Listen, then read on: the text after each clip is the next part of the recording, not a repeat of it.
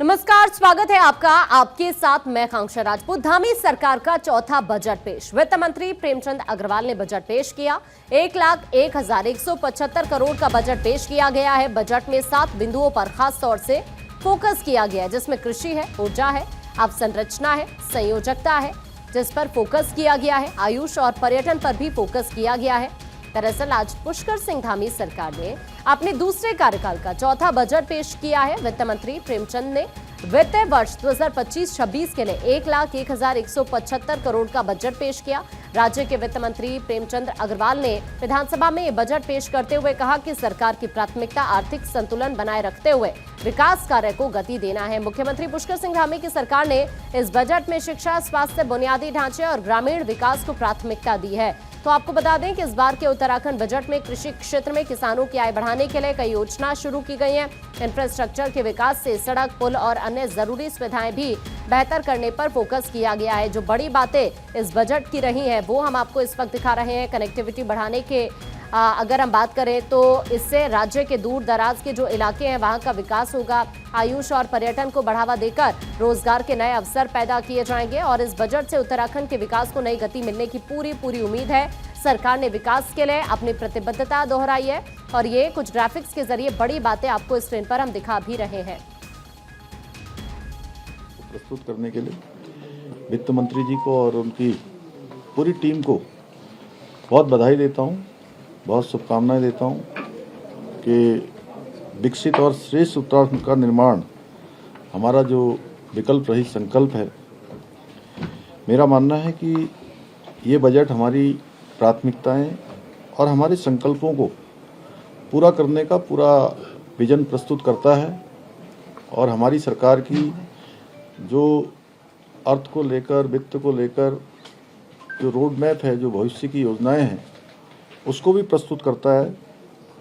ये हमारे लिए अत्यंत गर्व का विषय है कि राज्य निर्माण के इस रजत जयंती वर्ष में हमारे राज्य का जो बजट का आकार है वो उसने 1,00,000 करोड़ को पार किया है, जो पिछले वर्ष की तुलना में लगभग 13% अधिक है।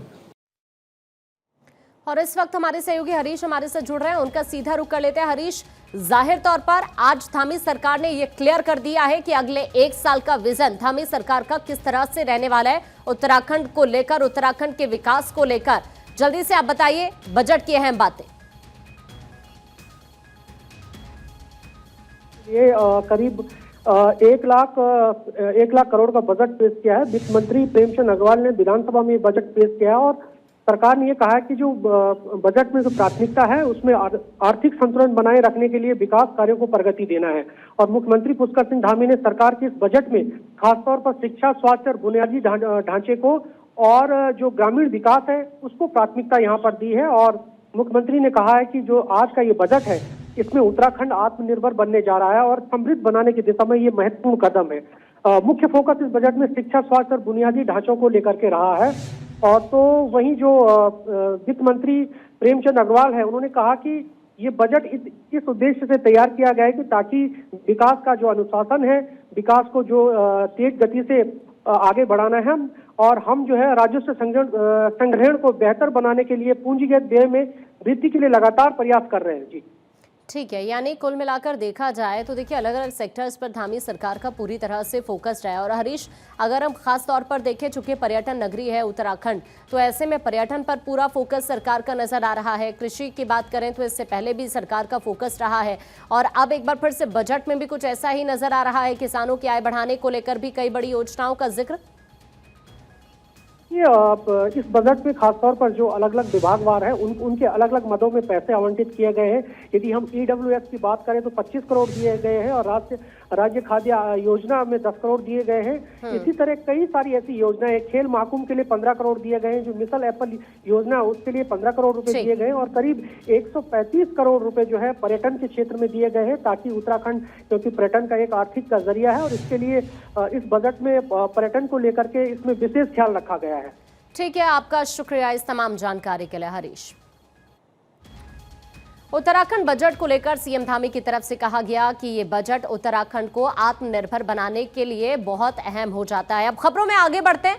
दिल्ली की चौथी महिला सीएम बनी है रेखा गुप्ता। सीएम धामी ने रेखा गुप्ता को बधाई दी है और ये कहा कि दिल्ली के सीएम पद और मंत्रिमंडल को शपथ ग्रहण करने पर बधाई। आपके नेतृत्व में दिल्ली विकास के नए आयाम स्थापित करेगी, इस बात का जिक्र करते हुए ये पोस्ट हम आपको दिखा रहे हैं जो सीएम धामी की तरफ से की गई है और उन्होंने दिल्ली की नई मुख्यमंत्री को इस पोस्ट के जरिए एक फोटो शेयर करते हुए बधाई दी है, जिसमें सीएम धामी लिख रहे हैं आपके नेतृत्व में दिल्ली विकास के नए आयाम स्थापित करेगी।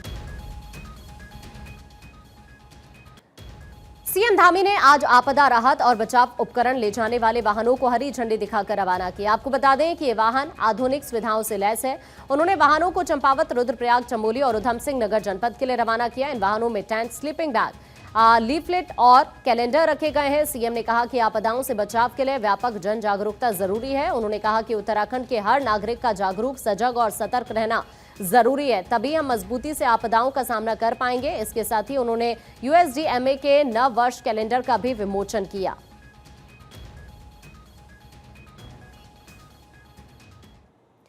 सीएम धामी का राज्य के खिलाड़ियों को बड़ा तोहफा। खटीमा में एक्सीलेंस बोर्डिंग बॉक्सिंग एकेडमी का निर्माण।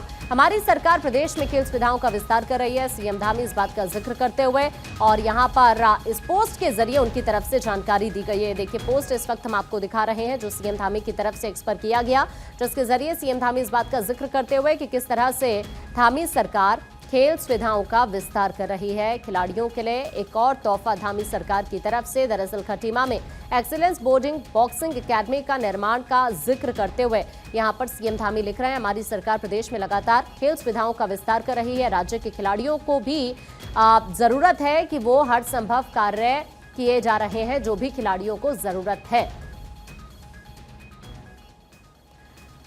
अरुणाचल प्रदेश और मिजोरम का राज्य स्थापना दिवस आज है और सीएम धामी ने अरुणाचल प्रदेश मिजोरम के लोगों को बधाई दी है और लिखा है सभी नागरिकों को राज्य स्थापना दिवस की हार्दिक बधाई। ये दोनों राज्य निरंतर सफलता की नई ऊंचाइयों को छुए। सीएम धामी ने एक पोस्ट के जरिए लिखा विविधताओं से परिपूर्ण भारत की पूर्वी सीमा पर स्थित मिजोरम और अरुणाचल प्रदेश के सभी नागरिकों को राज्य स्थापना दिवस की हार्दिक बधाई और शुभकामनाएं। ये दोनों राज्य निरंतर सफलता और समृद्धि की नई ऊंचाइयों को छुए और मेरी प्रभु बद्री विशाल से यही प्रार्थना है। तो पोस्ट इस वक्त सीएम धामी का आपके सामने। बड़ी खबर है, उत्तराखंड में मौसम का मिजाज बदल गया है। गंगोत्री और यमुनोत्री धाम में बर्फबारी, ऊपरी इलाकों में बर्फबारी तो निचले क्षेत्र में बारिश का दौर देखने को मिल रहा है। उत्तरकाशी में तापमान में गिरावट दर्ज हुई है। हर्षिल, खरसाली, सांकरी, जखोल सहित कई इलाकों में बर्फबारी हुई है और कुछ तस्वीरें भी निकलकर सामने आई हैं। आपको बताएं कि अचानक से मौसम का मिजाज यहां पर बदल गया है। जो पहाड़ी इलाके गंगोत्री, यमुनोत्री की खास तौर पर बात करें तो दोनों ही जगहों पर बर्फबारी हुई है।